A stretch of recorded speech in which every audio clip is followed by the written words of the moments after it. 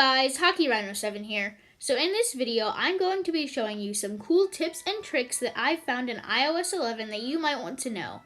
Hope you enjoy this video. If you do, make sure to leave a like and subscribe to the channel. Without further ado, let's get started. So the first thing I noticed is when you power on your screen, your wallpaper kind of fades in after the time shows up.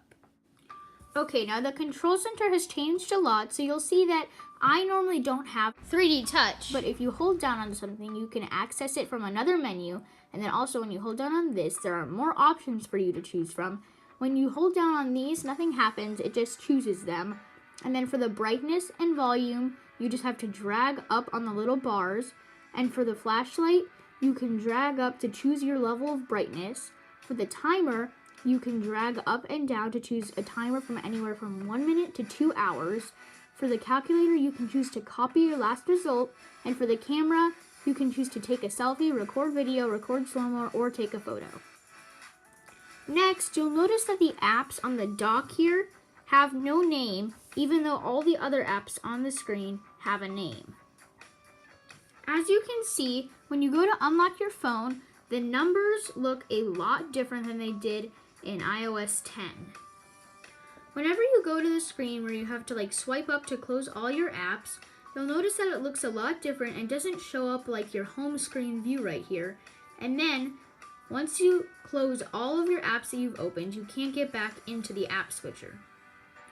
You'll notice that a lot of the apps have a new interface or new thumbnails. For example, the Contacts app definitely has a new thumbnail on it, and especially the Messages app. For example, you'll see that everything that shows up when you click this little App Store button just pops up right here, and then you can click on it and see what apps you want to use or what features you're using, such as Store, Digital Touch, Images, and Music. In the Music app, you'll notice that when you scroll down, it still says Library up here, but it did not before in iOS 10. And then also, the App Store has a whole new look and a new thumbnail. You'll notice that it has a lot of new features on the bottom, updates, apps, games, and today. So it will show new games or game of the day or things that happened today in the App Store. In my opinion, the app that changed the most was the Calculator app. You'll notice that all the buttons are rounded and the thumbnail has changed. You'll also notice that the Maps app has a new thumbnail.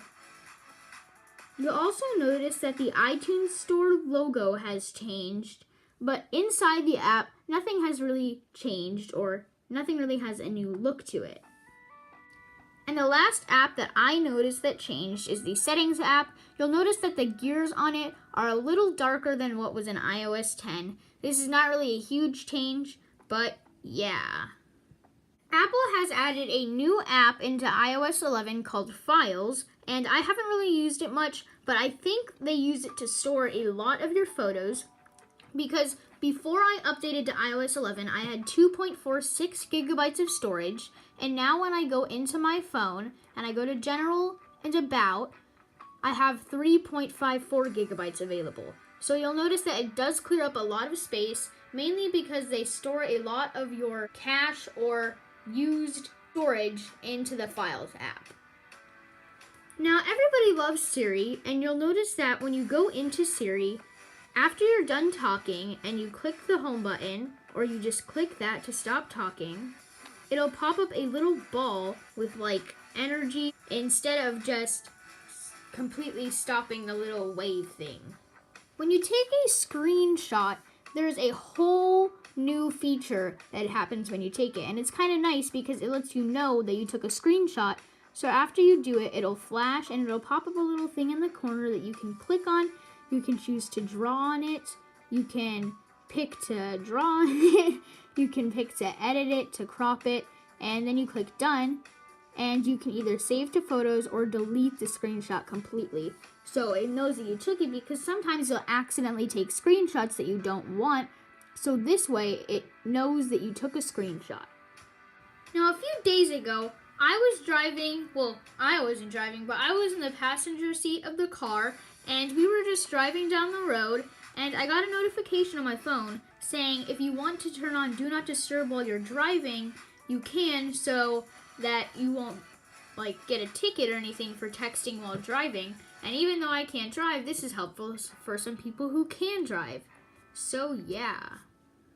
When you are texting people, voice recognition looks a lot different. It picks up your voice and it has a little microphone with a slash over it, and it has a little keyboard symbol so you can return to the keyboard if you ever want to.